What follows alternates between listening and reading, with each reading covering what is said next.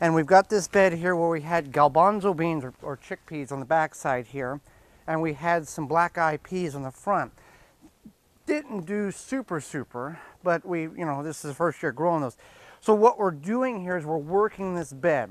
Now last year, if you recall, we worked this bed very heavily. We did the same thing with this bed. Weeded it and then mulched it heavy with leaves in late fall, and we did not disturb the soil. We left it. We came back in the spring. First day out here, we put tomato cages to mark where the tomatoes were going to go, and we never touched it until we put the tomato starts in the ground.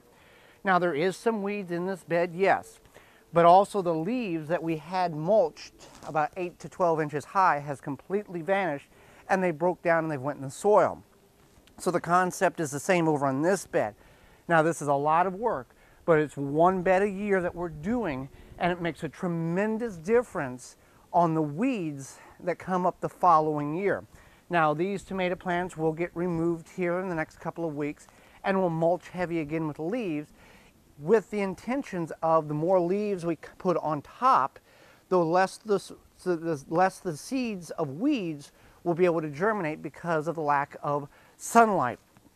So I've worked a little bit on the back side there, and basically all we're doing here is trying to pull what weeds out we can, which is not that successful. I've got a garden fork and I got a shovel, and all I'm doing is taking and working the soil, and you see that this is get as many roots as possible out of it, putting in that the trash can there, and then we'll take it back to the compost pile. But I'm working the soil, and you see how all of these roots will try to regrow again and put top growth. And this is a perfect example right here. This is the root under the ground, and this here is top growth that it's going to try to put growth on. Just like they're very tough, and they're designed to continue to grow even if the top is cut off or damaged. So that's what we're working on, to get as many of these roots out of the soil, which will greatly reduce the amount of weeds that will come back next spring, even on top or even underneath the amount of leaves that we'll mulch and put on top of this bed. So it's going to be a little work here, but we're going to get at it and make this bed very nice, and then we'll come back and I'll show you some of the added materials that we're going to add to this bed to help revitalize some of the soil, revitalize the soil in it, so we're ready to go next spring. All right, so we've worked this bed. Holly and myself worked this bed, and the soil is not the most pleasant to work here. We've got a lot of clumps. It's a very dense soil. Still got a lot of weeds, even though we've tried to pull as many roots out as possible. No matter how good you do it, you're always going to have roots unless you take like a screen and go through this 1 foot deep and sift it, which that would we're not going to do that. If you choose to do that, that's fine. So what we're going to do here to help revitalize the soil, we're going to do 3 different things. 2 now and 1 in the spring. Now what this bed will be, this bed is about 3 foot wide and 10 to 12 foot long. This will be our cabbage bed. We have understood and learned how to successfully grow garlic, tomatoes properly, and sweet corn successfully. Now it's time to learn how to grow cabbage successfully. We've struggled with this in the past. So what we're going to do, 2 things today. We're going to do 3 things we've done. We've worked this bed, got as many roots out of it as possible.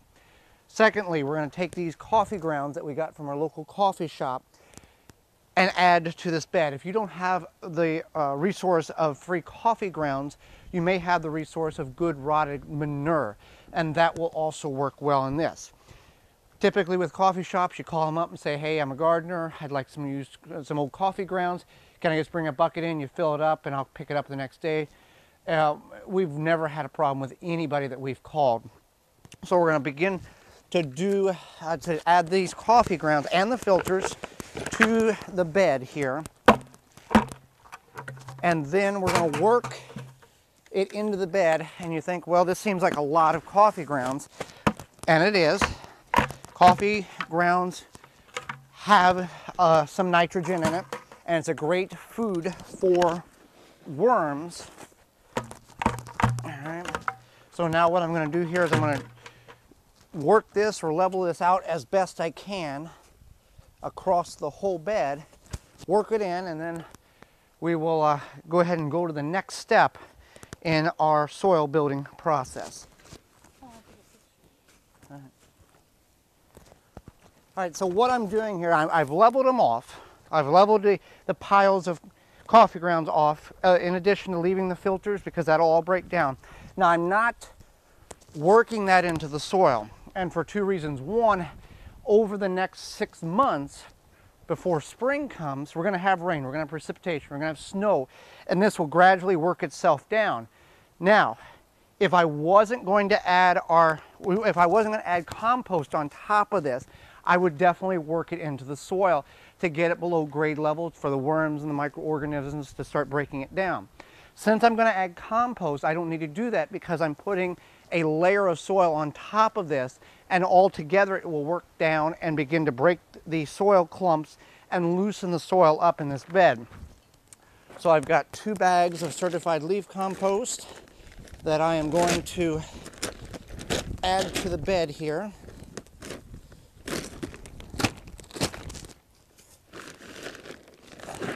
And this is about 2 cubic feet of compost per bag.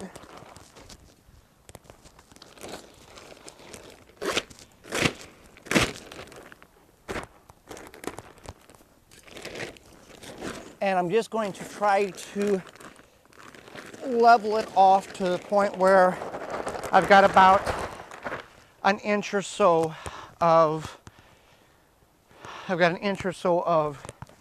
compost. I'm going to use the hoe here, and again with this compost we can see a number of very healthy worms in this. Lots and lots of worms just in that one bag of compost. Little colonies of worms coming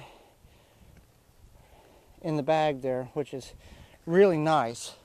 So what I'm going to do is I'm just going to try to take my garden hoe here and just level it off the best I can, and as the winter goes, this will all break down more and more.